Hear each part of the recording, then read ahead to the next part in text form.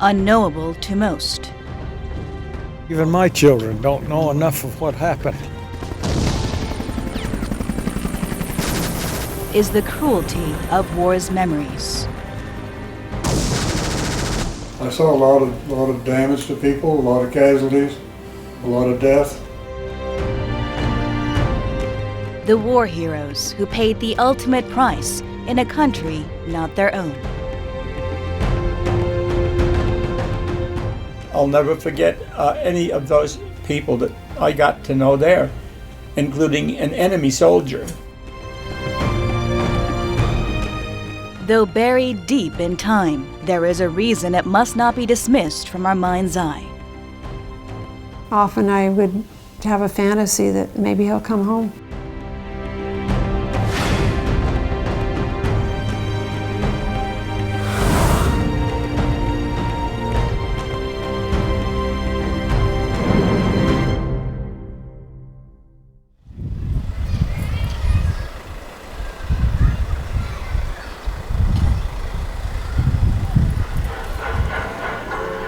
Imjingak.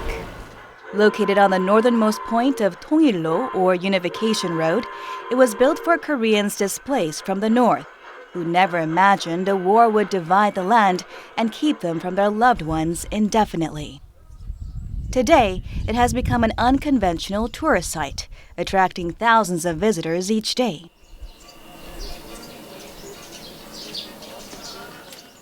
If you listen closely, you can almost hear silent gunshots ring through the peaceful park.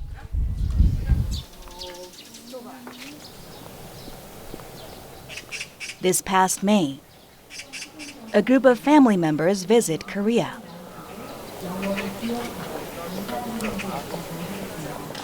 Held for the second time, the ceremony honors the families of soldiers whose bodies have yet to be recovered from the Korean War. Will place a wreath of tribute for those who fell during the Korean War. Despite the decades that have passed, many hold on to an unanswered question. Why did you leave your family to die in a country unknown to you? I can recall that day when I was 6 years old, receiving the news that you had been killed on October the 20th, 1950, in North Korea. How could it be? I watched my parents grieve, but I had my own overwhelming sadness.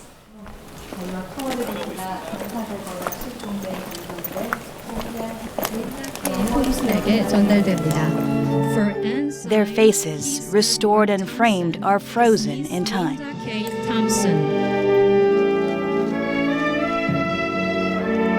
Son Donald Jack Radway. It's a small offer of compassion to those who never got to bury their loved ones at their final resting place. His sister Brenda May Lott. The journey is also a chance for a family to find the reason for their excruciating sacrifice. Valentin, his brother Raymond J. Valentin.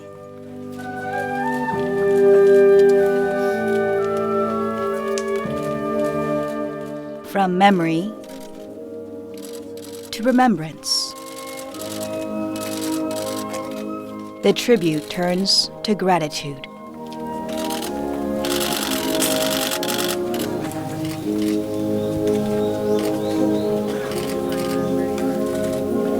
He was 17 when he went in. He was just 7, just barely 17. And I have grandchildren older than that, and I look at them and I think, it's difficult. And I've looked at so many young Korean faces here, and I think I hope they never have to go to another country. But I hope they'll have the peace that they were doing the right thing, if they do, for something that made a place better. So I thank this government. It makes me want to be a more gracious and grateful person. And so I look at the Korean young people here and think of my brother. I think he would have been proud to have looked up on your beautiful faces. All the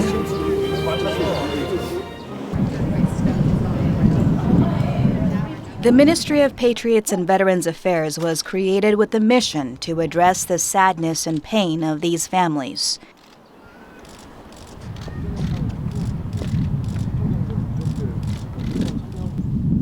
During their stay, the special guests are shown Korea's development, a nation that soared from the ashes of poverty.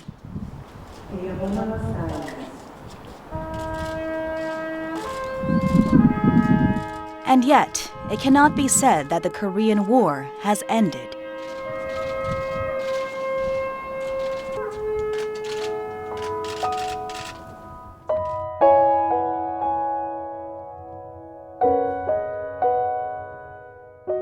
One night, 24 hours after Nagasaki was hit, in August of 1945, three people, two very powerful people, John McCloy and Dean Rusk, and a third military man, divided Korea at the 38th parallel. And they didn't ask anybody else, let alone Koreans. I mean, can you imagine Koreans coming here and dividing the U.S. at the Mason-Dixon line without consulting any Americans? And that was not the cause of the war. So the 38th parallel was decided as the dividing line. And actually the Soviet forces arrived long before the U.S. forces even got on the peninsula and, in a way, surprisingly stopped at the 38th parallel rather than continuing on and taking all of the peninsula. But eventually U.S. forces got on the peninsula and then met at the 38th parallel. In the early hours of Sunday, June 25, 1950,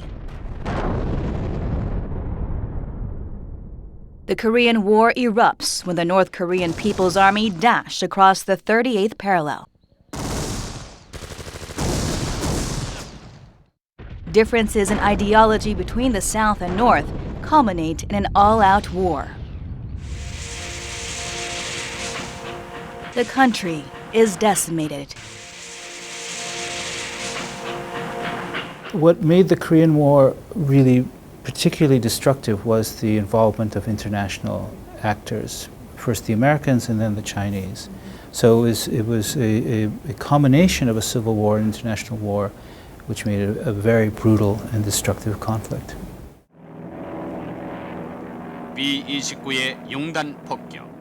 A fight between brothers rapidly intensifies into a conflict of global proportions.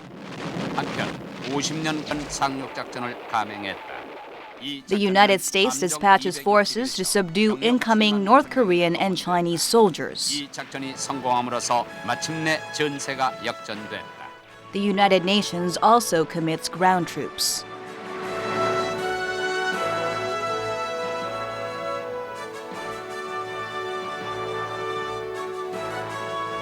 The UN was very new. This was its first big conflict. And as part of that, the U.S. put a great deal of pressure on allies to contribute to the war effort. 16 nations are usually said to have been part of that allied coalition, but really only two or three of them really fought heavily and lost a lot of soldiers, and that would be the U.S., England, the UK, rather, and Turkey. The Turkish fighters were excellent. There were other smaller contingents from New Zealand and Australia and so on. But I mean, the Thais basically provided an honor guard or something like that. I mean, there weren't many soldiers. UN troops cross north of the 38th parallel. The arbitrary border becomes a front line to the war. The hope of reunification without force evaporates into thin air.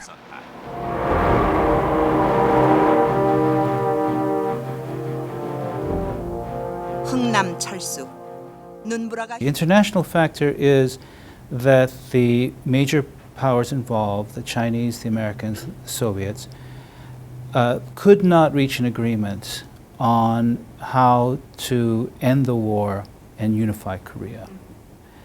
They tried to reach that agreement in Geneva in April of 1954, but it ended in failure. And therefore, all the sides, from the international powers involved, have decided that a divided Korea is more convenient than taking the risks of unifying Korea. Within 3 years, the war reaches a truce.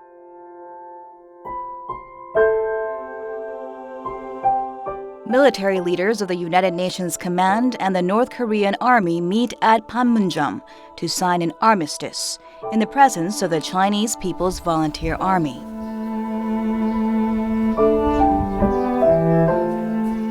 Well, the Korean War has been referred to as the Forgotten War, which is very unfortunate. World War II is very well known. It was a huge effort by a large number of nations, resounding victory over fascism and imperialism. The Vietnam War, I believe, is more well known in the U.S. because it was so controversial.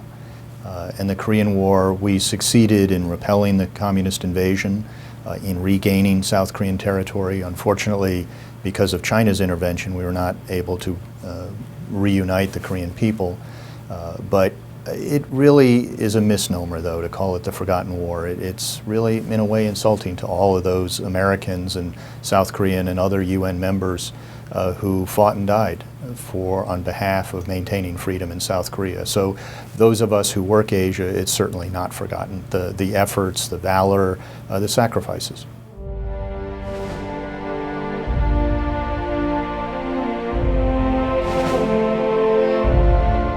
More than half a century has passed since the Korean War broke out, 66 years to be exact.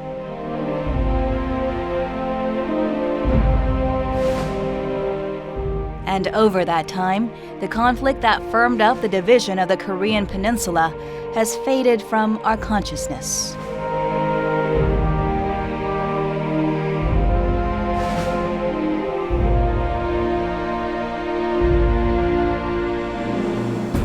However, for some in the U.S., the memory of the Korean War is approaching them in a fresh way today.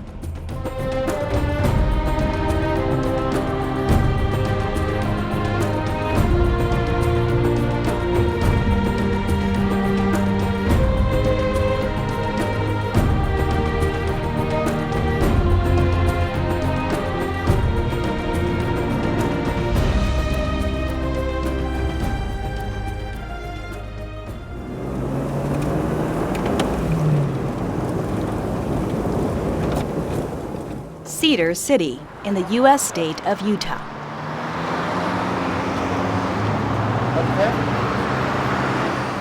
Touching the Rocky Mountains, the small city boasts exceptionally clean air.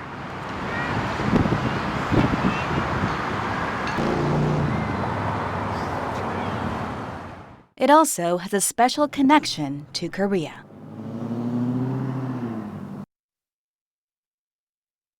Many young people from here had fought in the Korean War. A war memorial was erected in their honor.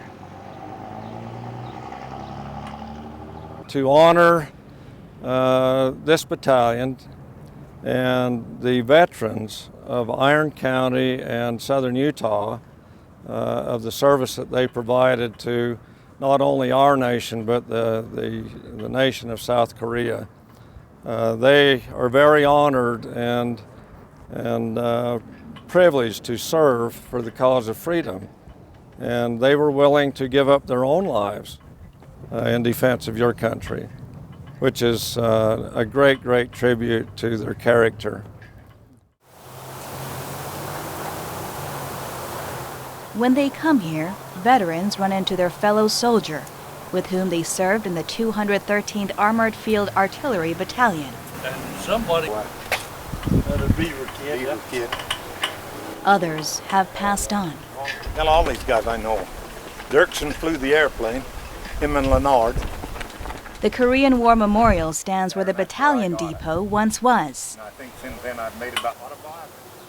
Perusing through the names of their comrades, the men reminisce on the mission that brought them together.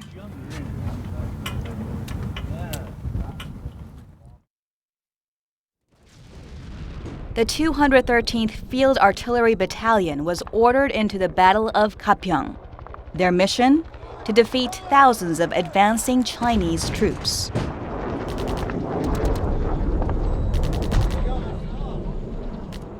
The combat in the dark was punctuated by gunfire, and fierce fighting raged on. Overnight, some 350 enemy forces were killed, and those captured numbered in the 800s. So many refugees coming down that canyon that night, the speed was just as fast as they could walk. Now, if you got going faster than that, you'd run over some of them. And there was many women that had 2 and 3 children, one of them carrying, and they'd have little carts behind pulling and that. It was a very chaotic experience. Despite the bloodshed, the 213th Battalion of Utah came out of the Gapyeong struggle without a single casualty.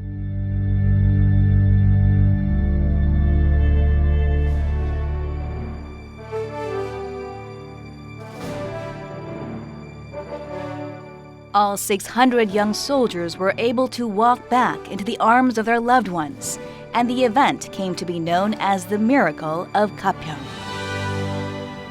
All survived. Came out of there without a broken nose. Nothing. Oh. How did you do it, though? How? Yeah. I think the Lord was with us.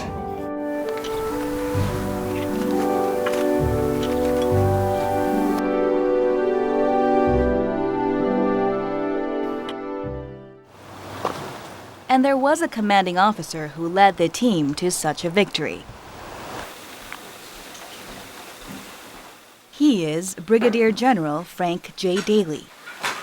So at that time he was, you can still see the brown hair.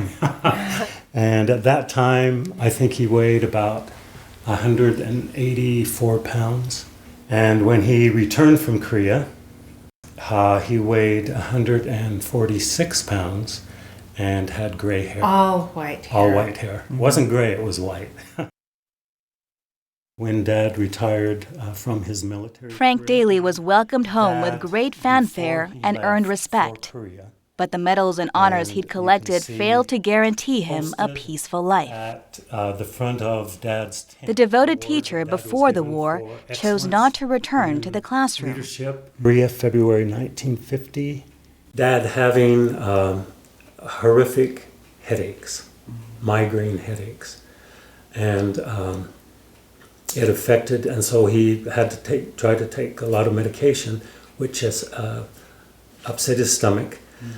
But he did mention at one time that he felt that those headaches were precipitated by what he had experienced. Wanting desperately to forget the shock of war. Instead, it became a burden he and his family had to bear. His days were tense in the years following. I do remember growing up and Dad not sharing a whole lot of information, because whenever we would bring up the subject, he would just say a few things and then it was pretty much dropped. And I think it was because a time of his life that he did all he could do. And it was horrific. Yeah, and it was kind of a nightmare with what he went through. But thank goodness to some of the men under him who have given some information. And then his brother, Max Daly, after Dad died, they had a kind of a little documentary on what had happened in Korea.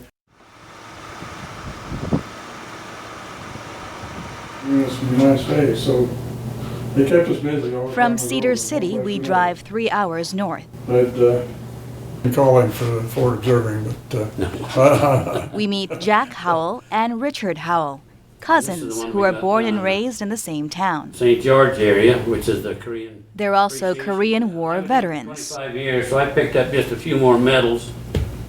Despite their close personal relations, this is an exceptional moment of unpacking their memories of the Korean War.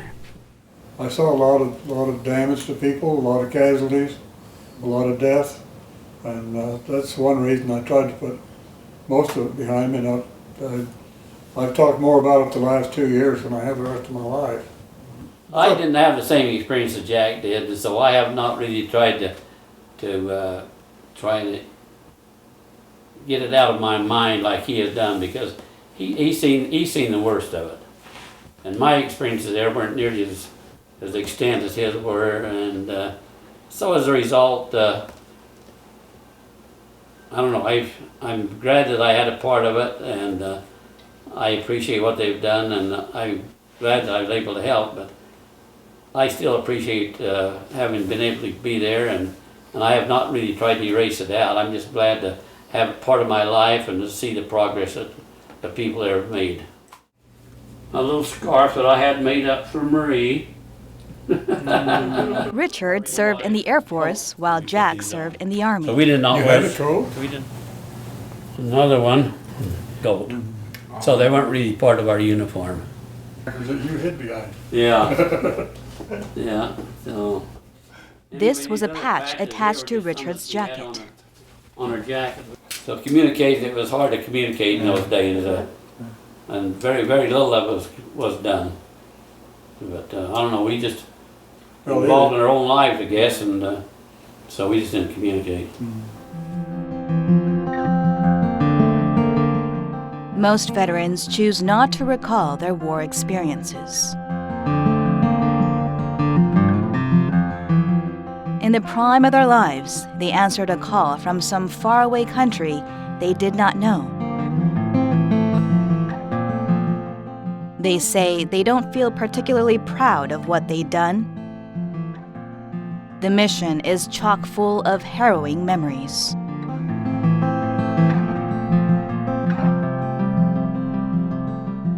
But in recent years, that thought has started to shift.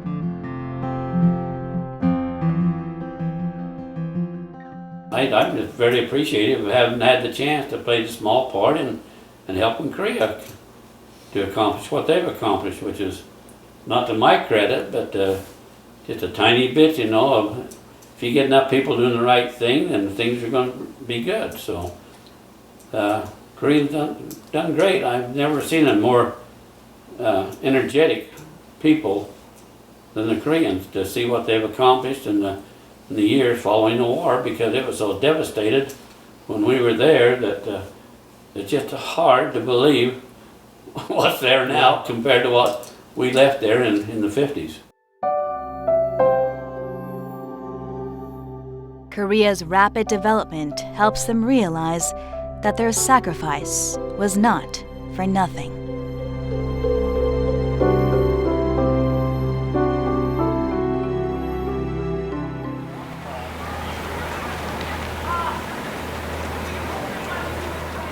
On the other hand, there is one veteran who's not shy about his war experience. Words that I can't help but believe could have been written on the Albert heart Cooper has been working as a inscribed upon the radio soul DJ now for of every 14 veteran years. of every war. As I stood there recently, my mind went back to that long ago fall day, and I felt the touch of the kind bus driver's hand on my shoulder and heard again his words, "You're home." And my heart today, remembering, responds, "It's good to be home."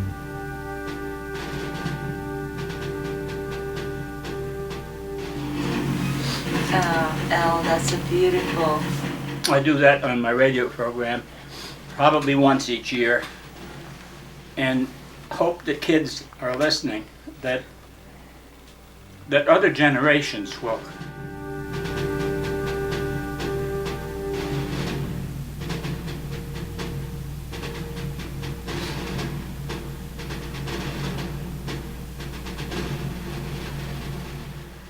Much life has unfolded since Albert returned from Korea. If I didn't have somebody watching, I would be able to do it. But his thoughts and stories remain on a battlefield some 60 years earlier.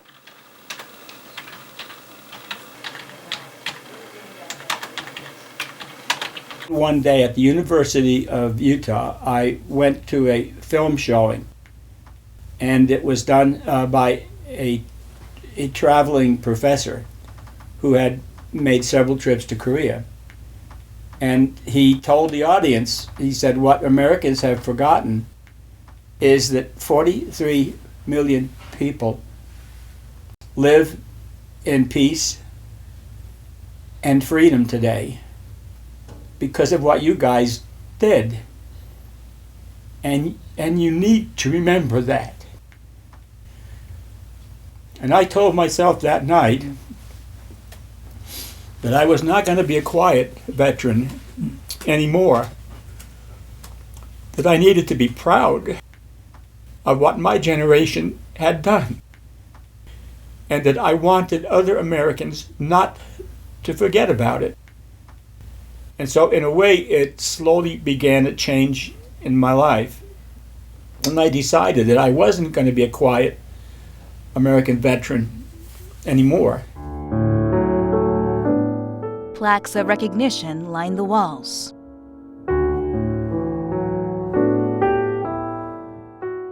A dog tag from the war, an old 501 bill and medals, items that hold special meaning, including a metal spoon from a countryside family who invited him to a meal. They had a big container of soybeans that were cooking, and they had some rice. And so they wanted me to sit down and eat with them. And I didn't really want to, but I didn't know how I could say no. So I joined them, and they noticed right away that I was having a real difficult time with chopsticks, trying, especially with the rice. I just, and the soybeans too, I just wasn't doing very well. And I noticed that the mama-san got this smile on her face. And she got up, we were sitting on the ground, and she went back into their little farm home, and she came back out with this spoon. And, you know, I can tell by looking at it, this is very old. And I think this, for them, was a valuable thing that they owned. And so she was happy that I was able to eat with this spoon. And then when it was time to leave, and I got up to leave, she wanted me to take the spoon. And I didn't think I should do that, you know, but I didn't want to offend them either, so I took the spoon with me. It's private moments like these that Albert cherishes. Spurts of light in the 3 years riddled with death and despair.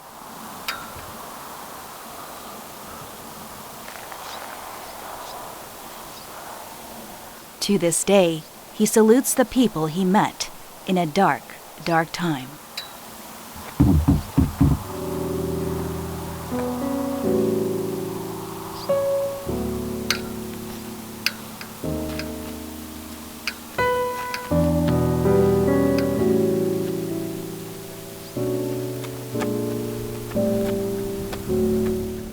I have worked hard to appreciate the privilege that I had to be a part of that effort, to have gone somewhere far away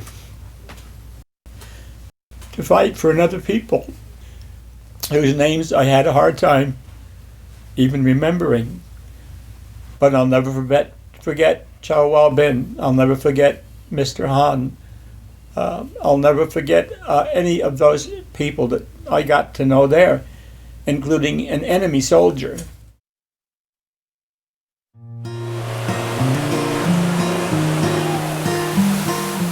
Along the vast, cool breeze of the Pacific Ocean is San Diego County.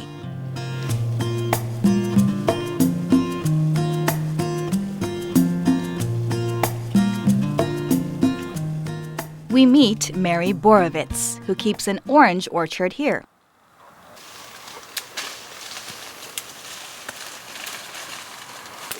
She lives with sad memories of the Korean War. And we had ducks, we had chickens, I had a little lamb. Mary had her little lamb when I was little. This was before I was 7 years old. And so this felt, in a way, familiar, but sort of way long time ago. Anyway, it just became really very special to be here, and I love being here now.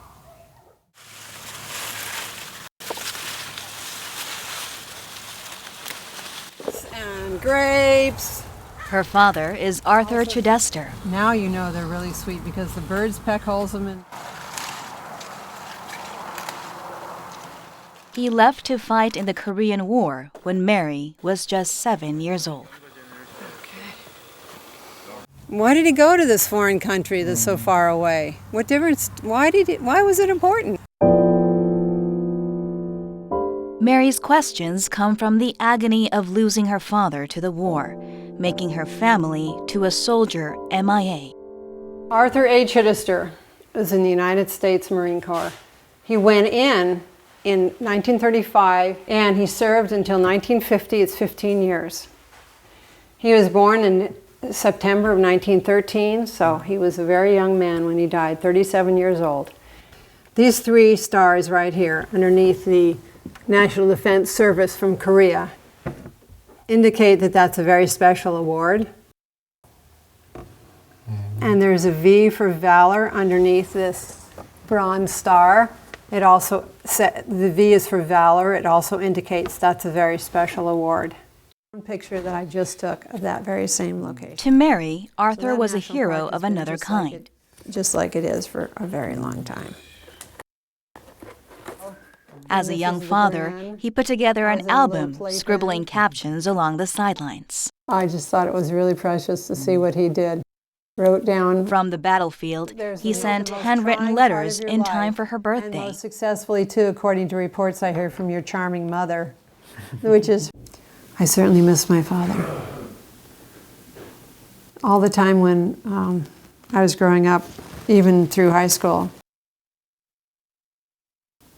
I never really connected that well with the man she married. It was very hard for me. And often I would have a fantasy that maybe he'll come home. Maybe it'll take us away from all of this. But it never happened. Living apart from her father, she did not understand why. And they cut it in several different spots so that they were separated from each other. The group that was closest up to here were able to turn around and come into. Then one day, a letter arrived in the mail. It was actually captured on the night. And I keep letters of people have written me letters. 20 January 1954, informing you of the finding of death in the case of your son, Colonel Arthur A. Chidester. This was written to my grandmother. And you see the date on this, January 22nd, 1954. Arthur's remains are presumed to be in North Korea.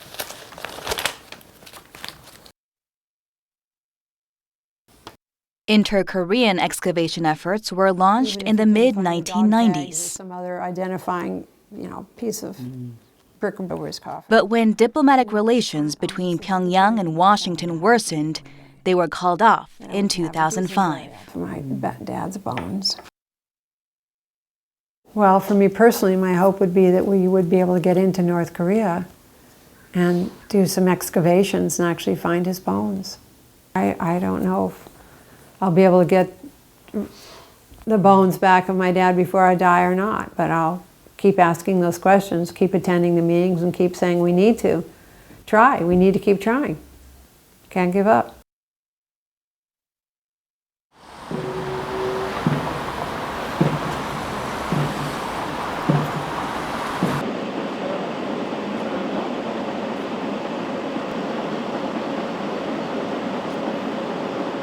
The South Korean government continues to forge ahead. Seoul's defense ministry invites the families of missing soldiers to Korea. They've been in conjunction. They receive an update on search efforts and are invited to view excavated items at Makri headquarters. Coins and boots that perhaps were worn by their loved ones. 자료가 가장 큰 문제인데 그게 바로 2005년도부터 KF-2가 국내에 들어왔다 그랬는데 그 팀이 들어옴으로 인해서 그러한 자료를 가지고 와서 지금 미국과 우리와의 유해 발굴상에 문제는 없습니다.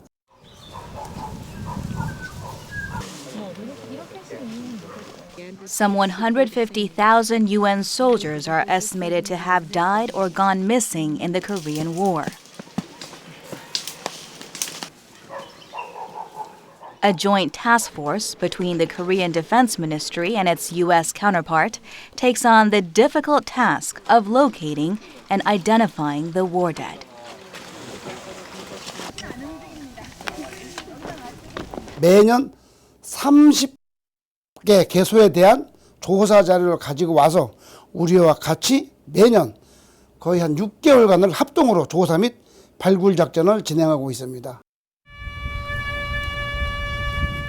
This past April, 17 Korean War remains were identified and sent back to their families. 15 South Korean soldiers and 2 Americans. 미군 전사자 8천여 우리의 유해가 아직도 가족의 품으로 돌아가지 못하고 있습니다. 나라를 위해 희생된 분들을 기리고 끝까지 책임지는 것은 국가의 당연한 책무입니다.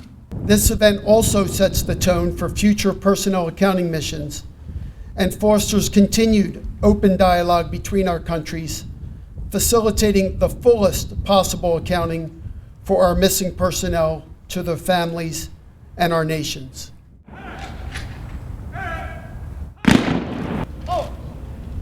North Korea, in a state of self-imposed isolation, has for now closed the door on excavation efforts, though thousands of bodies are still believed to be buried there.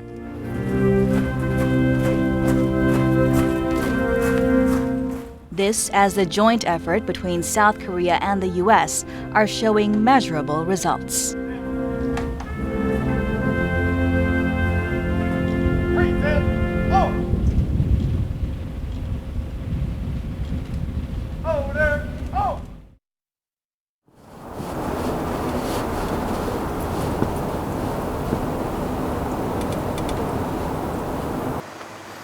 About an hour northwest of Los Angeles lives Robert Morin and his wife.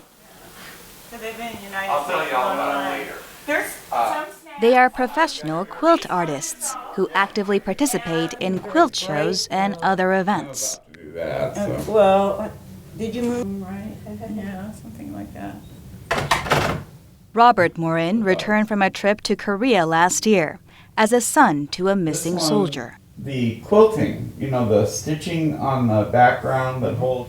So I have. The Vietnam War veteran who had harbored deep hurts was moved by what he saw. On the computer, we uploaded, printed on fabric. I cannot tell you how much that touched my heart. To think that somebody there cared. I went to the war memorial there. And there were pictures of this in the Korean press, I know. I had no idea that my father's name was memorialized on that plaque on the wall.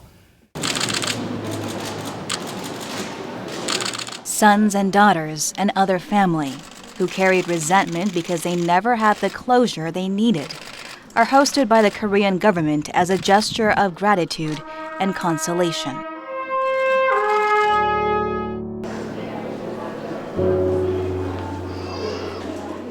At the War Memorial of Korea, they find the names of their loved ones still unrecovered.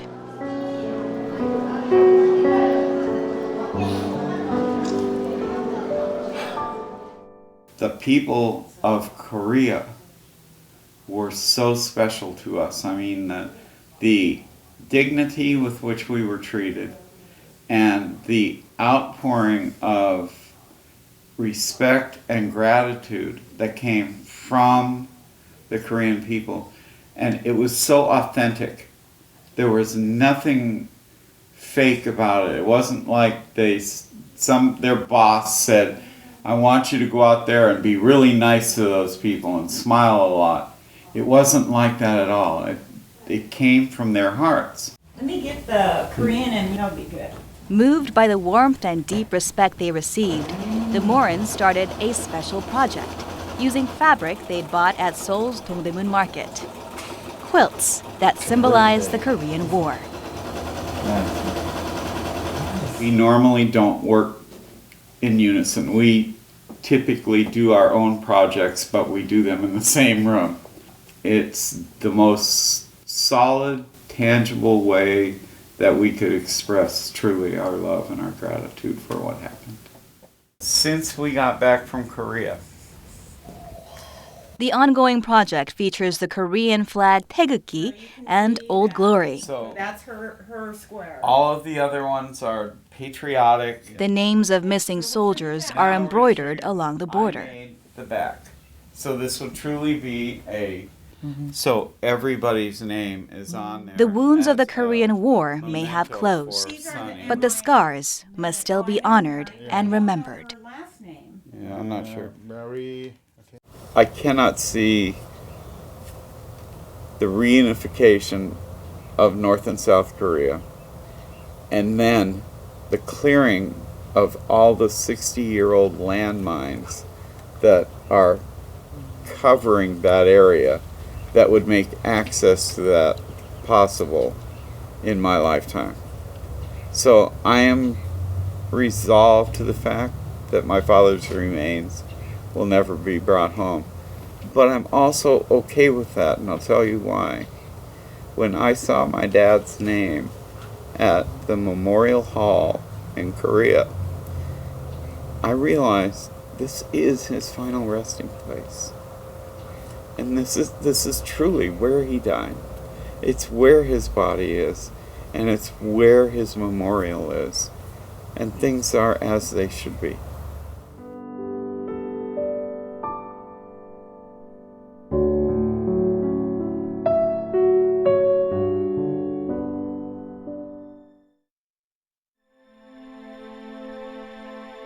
No greater gift can any man give than to offer up his life for his friends.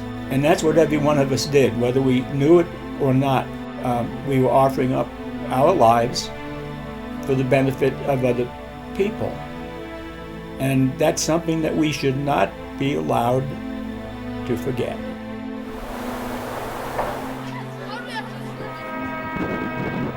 The work is far from over. Hopefully someday if they let us back into North Korea, we can go there and see to find his remains. But I'm not sure that'll ever happen. A commitment has been made to see the mission through. And most important lesson of the Korean War is that such a war as this should never happen on the Korean Peninsula again, and all sides must put as their first priority the achievement and maintenance of peace. Freedom is never free. My hope would be that the North and the South will come to some agreement that this is a boundary, and they begin having people go back and forth and take down the walls of fear and hatred and say these are two countries, and now we'll have a decent relationship, not full of fear and worry that the other one is going to attack each other. That would be my hope for Korea. But hope lives on.